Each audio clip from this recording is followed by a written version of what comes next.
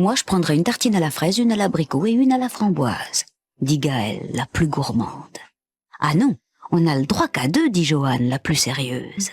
Les 2 petites sœurs, qui n'avaient trouvé personne en rentrant de l'école, s'étaient assises sur le palier, elles attendaient leur maman et leur goûter. « Mais qu'est-ce que vous faites là ?» Les jumelles sursautèrent. Elles n'avaient pas entendu monter la voisine du dernier étage. Une dame qu'elles connaissaient à peine, mais qu'elles trouvaient vraiment très belle. Avec ses cheveux blonds dorés, sa bouche coquelicot, ses gestes parfumés, ses talons hauts, son manteau bleu panthère, et toujours ses lunettes noires. Avec un sourire doux comme une caresse, elle leur proposa « Si vous montiez chez moi au lieu d'attendre là, hein ?» Les petites répondirent en même temps. C'est que maman va s'inquiéter si on n'a pas encore goûté. Pas encore goûté?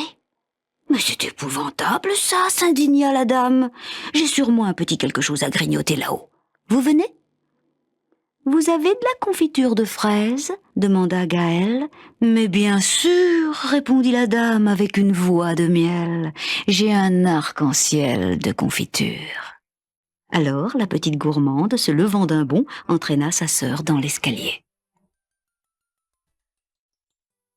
Chez la dame, le petit quelque chose à grignoter se trouvait déjà sur la table de la salle à manger.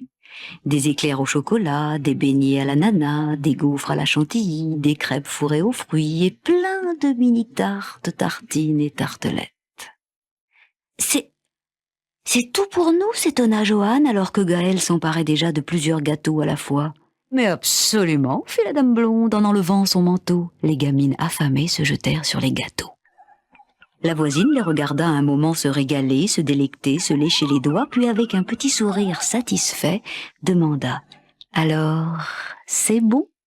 « C'est super délicieux, ma chouille, à Gaëlle, sans même lever le nez, une crêpe fourrée dans une main et dans l'autre 2 beignets. On ne parle pas la bouche pleine, lui fit remarquer Joanne, avant d'engouffrer un chou à la crème et d'ajouter « C'est absolument succulent. Merci beaucoup, Maniam. » Servez-vous alors, mes petites cailles, servez-vous bien, gazouilla la dame blonde en se dirigeant vers sa chambre. Les 2 sœurs la regardèrent s'en aller et faillirent s'étrangler de rire. Sous son élégant manteau bleu panthère, elle portait une robe plutôt bizarre, froissée un peu partout, pas très propre et pleine de trous.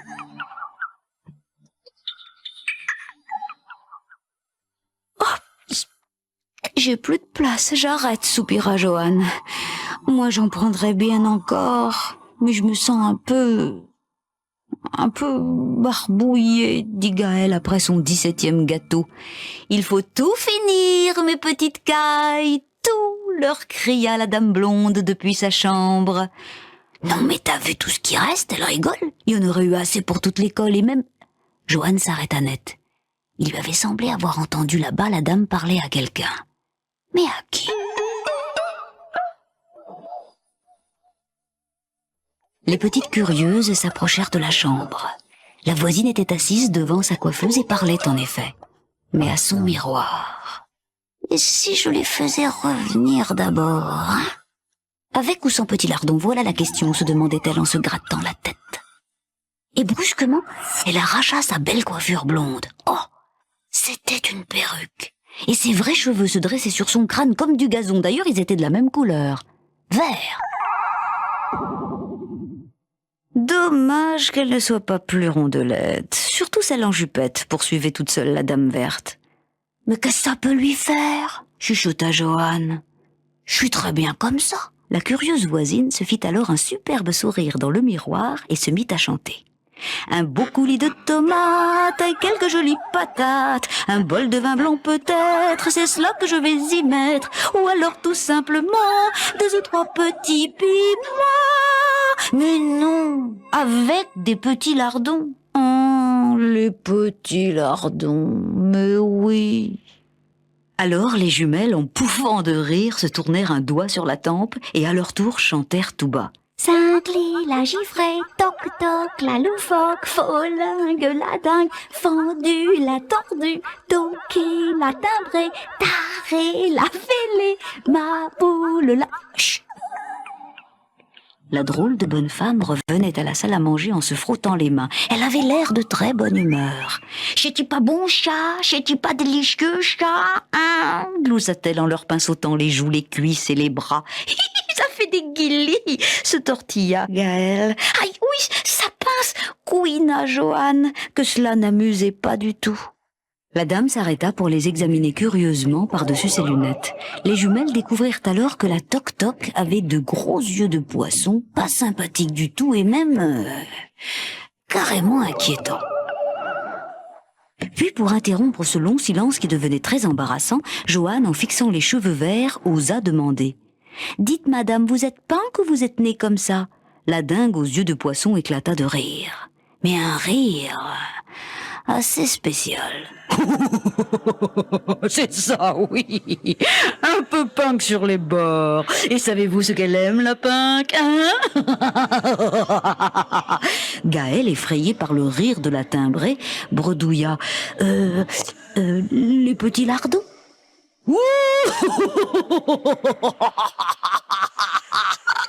C'est ça, oui, les petits lardons pour mes petits lardons. Et elle s'en retourna dans la cuisine en riant comme une diablesse. Gaël, de plus en plus pâle, se serra contre sa sœur. Et si c'était une Mais non, les sorcières, ça n'existe pas, l'interrompit Joanne en la prenant par la main. Elle est cinglée, c'est tout, allez, on s'en va, maman doit être revenue.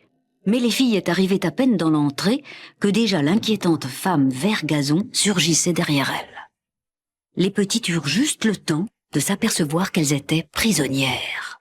La porte était fermée à clé. Alors, on veut se sauver?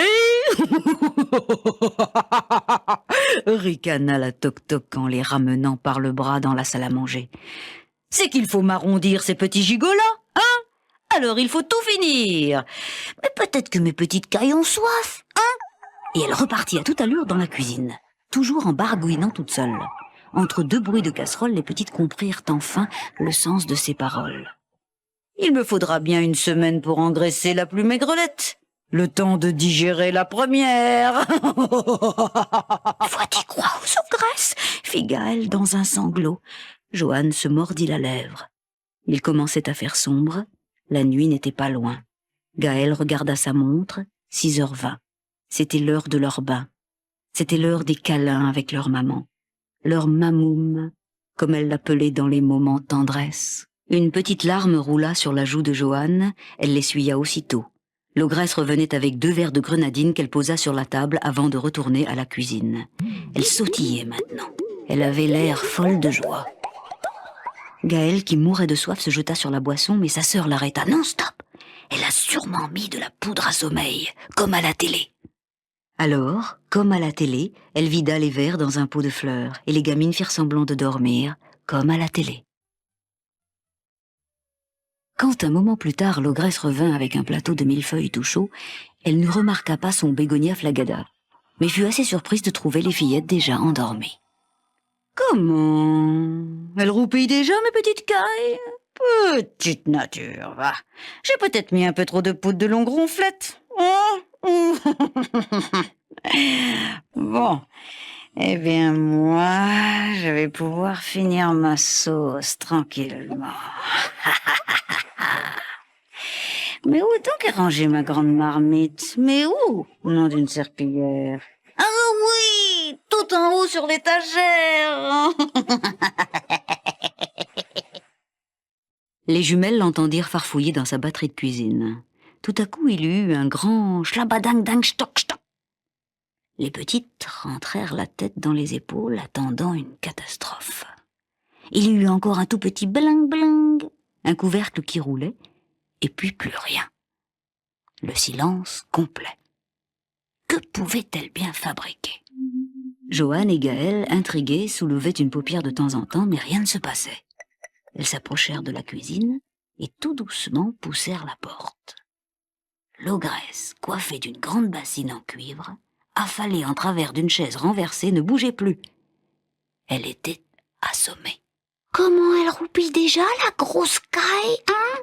se moqua Gaël en retrouvant ses couleurs. « Vite, la clé maintenant !» et Johanne entraîna sa sœur. Elles fouillèrent tout l'appartement, la clé était introuvable. « Y a qu'à appeler au secours !» fit Johanne en essayant d'ouvrir une fenêtre, mais elle était bloquée. Elle en essaya une autre, coincée, une autre, verrouillée. « Il faut absolument trouver une solution avant que la toc-toc se réveille !» gémit Gaëlle. « Et si on l'attachait ?»« D'accord, mais il faudrait de la vis. » Un bruit étrange venait de la cuisine. L'ogresse ronflait maintenant, mais si fort que tout tremblait autour d'elle. Une cacophonie de verres, de bouteilles et de casseroles. Sur une étagère, un bocal de miel et un pot de colle s'entrechoquaient. « Je crois que j'ai une idée, » murmura Gaëlle. « Plus besoin de l'attacher. » Et elle vida le pot de colle sur les pieds de la ronfleuse. « Berk, tu es dégoûtante !» dit Johanne, tout en prenant le pot de miel et en le versant sur les cheveux verts. Quant à la robe à trous, elle eut droit à une dégoulinade de sirop saupoudrée d'un bon kilo de farine. « Elle est pas plus ravissante comme ça, la grosse caille, hein ?» dit Gaëlle. Et pour finir, elle colla une cerise confite sur le front du monstre sucré.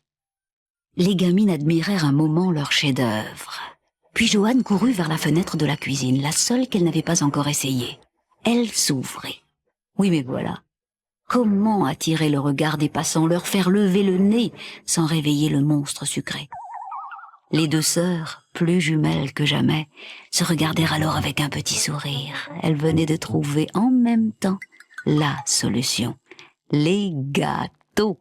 Bling, une tarte au pruneau sur la sonnette d'un vélo. Et schlaf, une tarte aux fraises sur le toit d'une voiture. Wham, un baba au rhum dans un pot de géranium. Slif, une glace au cassis sur un agent de police. Vlouf, un sorbet pamplemousse dans le cou d'une dame rousse. Quand un éclair au café s'écrasa sur l'épaule d'un motard, les deux petites tireuses d'élite furent incapables de retenir leurs éclats de rire. « Nom d'un gigot !» rugit soudain l'ogresse, réveillée en sursaut. La bassine avait fait une belle bosse sur le crâne de la grosse caille.